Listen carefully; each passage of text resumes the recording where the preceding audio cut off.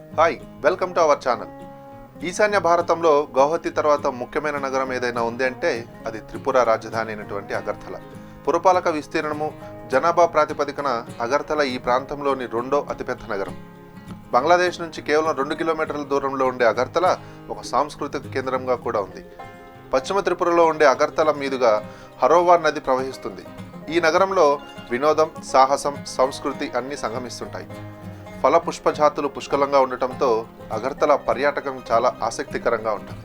భౌగోళికంగా కూడా అగర్తల స్థితిగతులు ఈ ప్రాంతంలోని రాష్ట్ర రాజధానులన్నిటినీ కన్నా కొంత భిన్నంగా ఉంటుంది.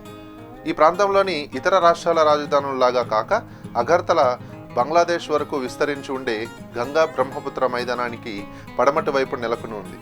అగర్తలలో పుష్కలంగా ఉండే అటవీ ప్రాంతం ఈ నగరం అందాన్ని పెంపొందించింది. అగర్తల పర్యాటకాన్ని ఆసక్తికరం చేస్తుంది. రాష్ట్ర రాజధాని అయినప్పటికీ అగర్తల చాలా ప్రశాంతంగా ఉండే నగరం. ఇక్కడ ఒక పెద్ద నగరంలో ఉండే హడావిడి ఏమీ ఉండదు. ఇక్కడి ప్రశాంత వాతావరణం వల్ల ఒక చక్కటి సెలవు దినాన్ని సంస్కృతి ప్రకృతిల నడుమ గడిపేయవచ్చు. అగర్తల సంక్షిప్త చరిత్ర ఏంటంటే 19వ శతాబ్దంలో ఉదయ్పూర్లోని రంగమతి నుంచి మాణిక్య వంశపు రాజధానిని మహారాజా కృష్ణ మాణిక్య ఇప్పటి అగర్తలకు మార్చిన తర్వాత ఈ నగరం ప్రాచుర్యంలోకి వచ్చింది. రాజ్యానికి నిరంతరం కుకీల దాడి బెడదగా మారాక రాజధానిని మార్చారు. అప్పటి పొరుగు రాజ్యమైన బ్రిటిష్ వారి బెంగాల్తో సత్సంబంధాలు కలిగి ఉండాలనే కారణంతో కూడా మహారాజు రాజధానిని మార్చారు.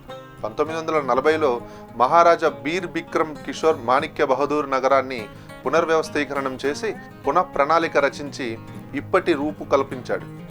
ప్రణాళికాబద్ధమైన రహదారులు, మార్కెట్ నిర్మాణం, పురపాలక సంఘం నగరాల్లో భాగమయ్యాయి. ఈ పనుల వలనే అగర్తలను బీర్ బిక్రమ్ మాణిక్య బహదూర్ నగరం అని కూడా పిలుస్తుంటారు. రాజధాని కావడం వల్ల, బంగ్లాదేశ్కు దగ్గరగా ఉండటం వల్ల అగర్తలకు చాలామంది సుప్రసిద్ధ వ్యక్తులు నిలయంగా ఉండేది. రవీంద్రనాథ్ ఠాగూర్ చాలాసార్లు అగర్తలను సందర్శించారు. త్రిపుర రాజులతో సత్సంబంధాలు కలిగి ఉండేవారు. అగర్తలలోనూ చుట్టుపక్కల పర్యాటక కేంద్రాలు చాలా ఆసక్తికరమైనవిగా ఉన్నాయి. ప్రాచీన గత వైభవాన్ని కలిగి ఉంటూనే ఆధునికతను స్థానం కల్పించిన అతి కొద్ది ఈశాన్య నగరాల్లో అగర్తల ఒకటి.